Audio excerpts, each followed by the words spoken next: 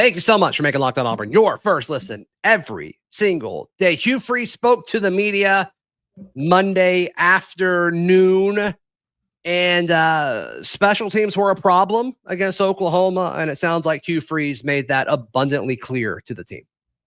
Yes, 100%. He said he made it. He said they had some very tough conversations. He said, I don't want to be too negative, but I don't think it's controversial, but essentially to say that special teams call was the difference in the game. And he called out very specific plays that we all are very familiar with. And one thing that I liked about it, and he said it with almost disgust in the way he said it, which shows me how like serious it is not to have these penalties. But he's like, we have a really talented returner back there at kickoff, but if we can't block, we're going to call a fair catch every time. I mean, he just straight up said that. He said we want to get the ball in his hands, he can do great things, but if we can't do it, we're going to call a fair catch every time. And he almost said that like disgusted with what he's seen so far. So he should be, though. Like, he should be disgusted. It's year 3. It's ridiculous. It is. I've said this on a couple of different shows, but like most teams, you execute these special teams with walk-ons and backups, and you don't have any issues. Like, it's not a talent thing. Correct. It's just a discipline thing and doing it for your team, like taking it for the team and having pride in what you're doing. And you could feel all of that in everything that Hugh said. Like, this is something, hey, it was brutally honest. Yep. We were brutally honest on Monday or whatever it was, is the learning day. And that's what they talked about. And he basically said the return game, I don't care who's back there. If we can't block it, we're calling fair catches. Yeah. I mean, we talk about it every year, right? It's just like, goodness gracious, let's get it right. Let's figure out a way to get it right.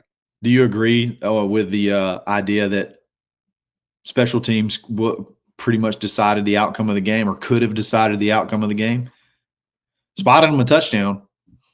I mean, the bad snap to Hudson. That you could argue that's the most important play of the game. That's not the one that's getting attention or whatever, but you could argue that's the most important player. And then even on the last drive to try to go win, I mean, You had one on the kickoff, and you're starting at the 5, and that changes everything about the way that drive happens. So yeah, I mean, I totally get.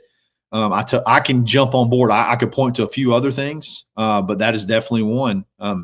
Hey, I tell you what, if you bring in a college kicker through the portal that has experience and has been successful, and it's like, what was that kick? Yeah, it was way by Connor Gibbs. Like, what in the world was that kick? Yeah, that's your job. That's all you do, and you kick off. Like, you miss it, but like, give me a shot when it's in the air. People were talking about it. It doesn't make sense to have 2 kickers because the long guy comes in cold. Well, Connor also kicks off. So Connor arguably has more.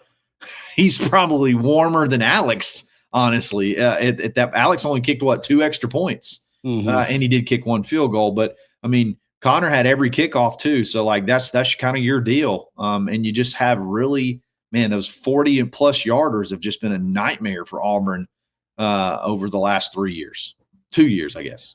Yeah, it's been brutal.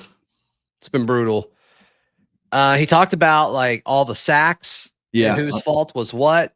Well, it sounds like about half of it was on Jackson and half of it was on the offensive line. And then one was on the receivers. So I'm working my way through the all 22 of it. Mm-hmm. And it definitely seemed like the first half was I mean, it's not perfectly consistent, but there were times, and we don't know what all's called and what progressions or what, and when he's like supposed to run it. But there are several instances where like the pocket is so clean for long enough. Yeah.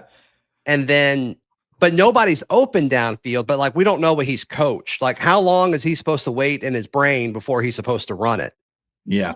So some of that's just, we don't know what's being taught there, but a lot of the time, like, it's coverage stuff, and Jackson's just like, there's no clock in his brain going on. Well, and think about the next step here. The second play, our second offensive play of the second half, That's when R. Mason, literally R, then Mason, finally got to come back, and he had tons and tons of time. Aaron Murray even singled that one play out as one where he felt like it was completely on Jackson. You even had checkdowns in that play, and then you had, a post route. He seems to really need a receiver to be open before he can pull the trigger. He can't really seem to anticipate or throw a receiver open. That's what it seemed like in that game. Like he was so nervous about turning it over. He really waits and waits till somebody is essentially wide open, and sometimes it's too late at that point. But I felt pretty good about the fact that I kind of was on the same page with Hugh. I felt like about half of them were there was nothing Jackson could do. You just got whipped by a twist or got beat on a 1-and-1 on the outside, and then about half were on just holding the ball too long. So I took that a little bit as a positive because they were able to create enough pockets that we could have done some damage, more damage, if we were just able to see it or connect on some of the long passes or some of the passes that we missed or either didn't see. I just wonder how they adjust. Do they start coaching Jackson, which I don't know why they haven't been doing this yet. About to sneeze. Bless you.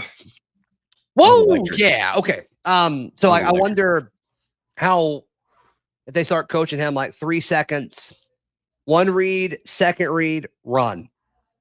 Yeah. And I don't know the downside to that other than like your quarterback's getting hit, but also can Hugh's offense be malleable enough to be able to do that? And I don't know the answer to that one either. I don't know how that wouldn't be malleable, but it's a reasonable question.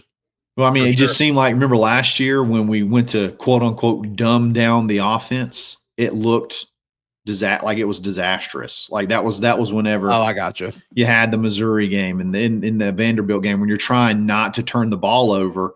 It's almost like we're trying to do the opposite now. Like we're trying to figure out ways to, we're not turning it over. We're just not throwing it at all.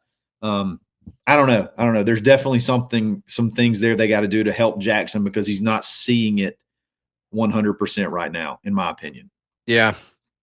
No, something's missing for sure. So, yep. How can people check out everything you've got going on? Absolutely. Go over to thebarnauburn.com, sign up today, jump in the chat, jump in the message board, and have some fun. And then, man, these live game streams on Saturday are fun. So definitely jump on the Barn Auburn YouTube page and be ready for those on Saturdays. Get in the action.